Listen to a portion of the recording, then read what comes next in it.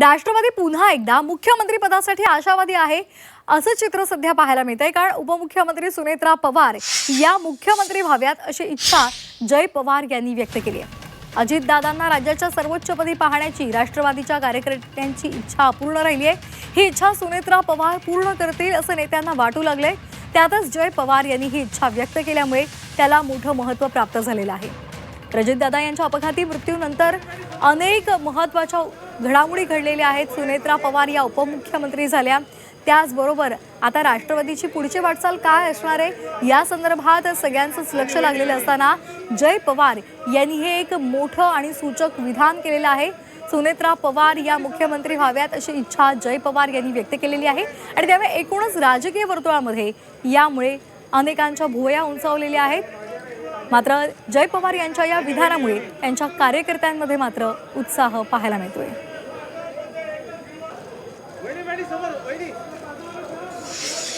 काही दिवसांपूर्वी आमची चर्चा झाली आणि सगळ्याच म्हणजे माझे जवळचे सहकाऱ्यांबरोबर आणि सर्वच बारामतीकरांची एक इच्छा होती की दादांना त्यांनी एकदा मुख्यमंत्री म्हणून बघायला पाहिजे होतं। आणि आता वहिनी पण तसे खूप कष्ट घेत आहेत। तर मला वाटते 29ला वहिनीच उभा राहतील आणि वहिनी आमची सर्वांची आशा आहे की ती जागा वहिनी मुख्यमंत्री म्हणून तिथं घ्यायला पाहिजे।